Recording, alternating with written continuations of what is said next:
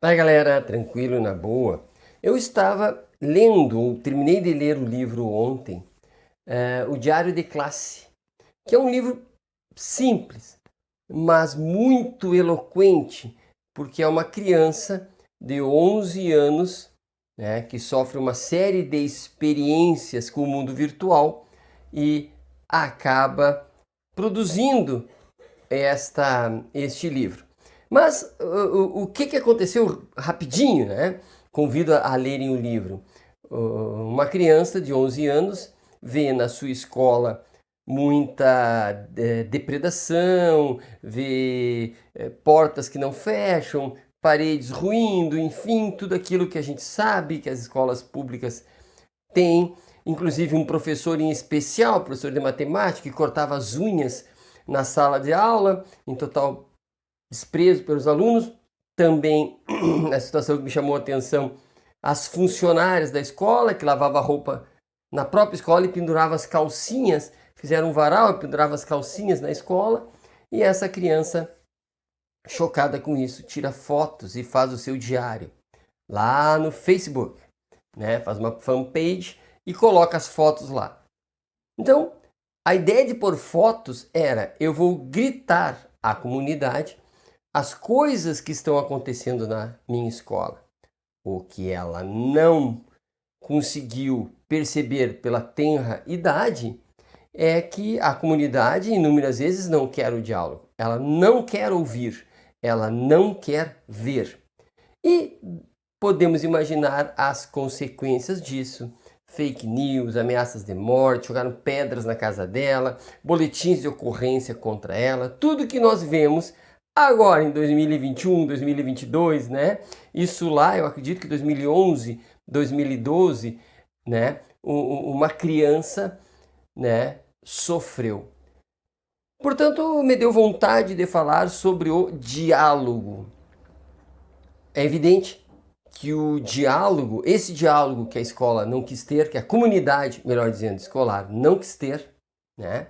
Ou que inúmeros de nós não queremos ter, o diálogo não é simplesmente uma troca de palavras, uma conversa para passar o tempo. Uma conversa descontraída para passar o tempo. Não. Né? O diálogo a que eu me refiro é uma decisão ético-política. Por quê?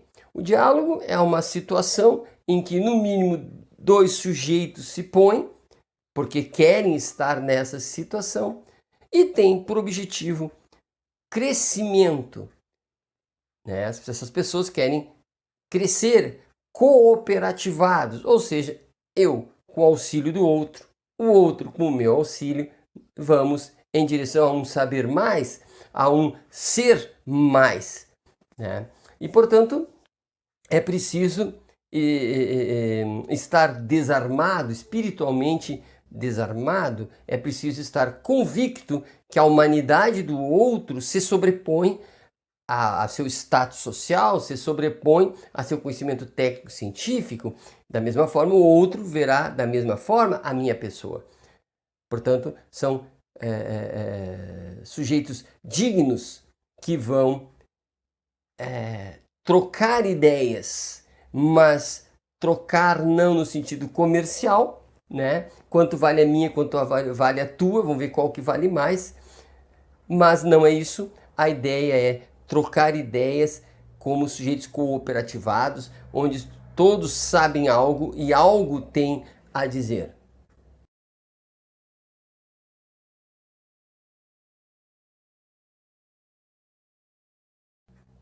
E aqui é importante levarmos em consideração que só dialoga quem sabe ouvir, assim como só ensina quem sabe aprender, né?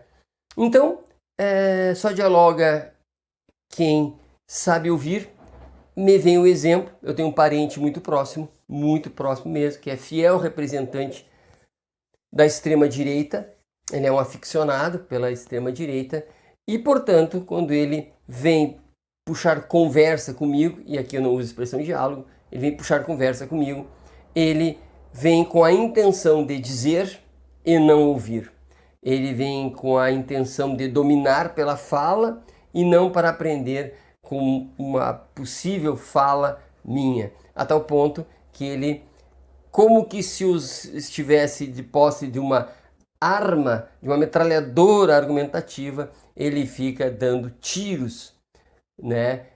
Frases tiro, vamos imaginar assim, né? Vai usando expressões que ele imagina que vai me dominar. E, portanto, numa situação dessas, se não está apto para ouvir, não está apto para o diálogo. Portanto, essa menina, a Isadora, ao falar, as pessoas não estavam aptas a ouvirem. Portanto, esta fala ficou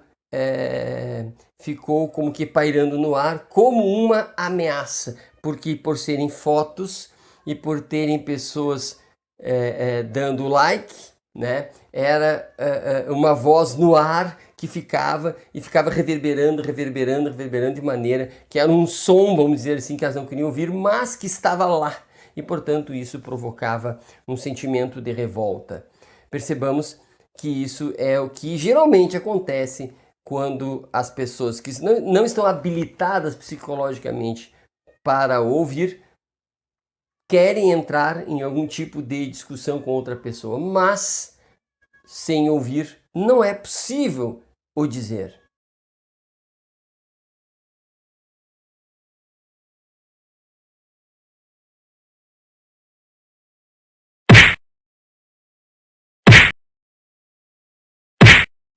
Pois bem, esse diálogo cooperativado não significa que as pessoas devam concordar. Não significa que o andar das pessoas que dialogam seja um andar síncrono, né?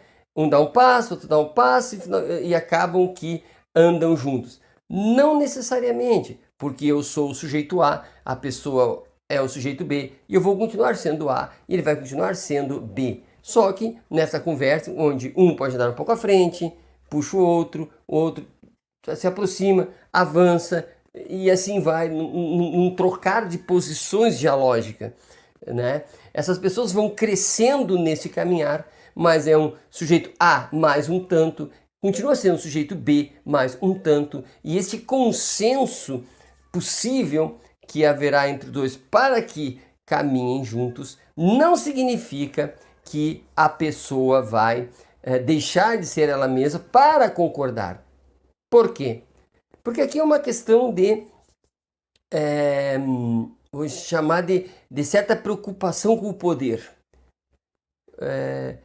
Aquela pessoa que tem aparentemente mais saber que a outra, ou que tem mais status que a outra, deve preventivamente se desempoderar para poder dialogar com aquele que se acha menos, aquele que tem um status hierarquicamente, de alguma forma, considerada inferior, e portanto ele precisa se desempoderar. Cada situação que vai dizer o quanto que é esse desempoderamento, essa preocupação, né, com tornar-se acessível, e o outro deverá, portanto, ser empoderado nesse diálogo, para que o outro se sinta confortável, que se sinta convidado ao diálogo, que não se sinta menosprezado, para que o pacto de cooperação não seja rompido. Portanto, o pacto de cooperação é um antídoto ao empoderamento do poderoso e o retiro de poder do desempoderado. Não pode de nenhuma forma isso acontecer. É preciso que haja uma equalização para que este andar possa ser um andar respeitoso e colaborativo, de tal forma que sempre ambos saiam, de alguma forma, ganhando com isso.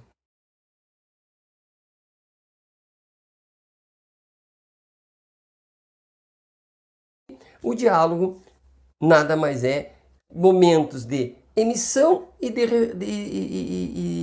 de recepção alternados. Eu falo e o outro ouve e eu falo. Tanto falo verbalizando mesmo, sonoramente, quanto falo dentro da minha cabeça. Há momentos em que a minha cabeça deve deve parar, para que eu possa compreender, assimilar e, portanto, não é possível, olhando dois sujeitos que estão de fato dialogando, dizer quem está no comando desse diálogo, porque esse diálogo não é um diálogo comandado, é um diálogo cooperado.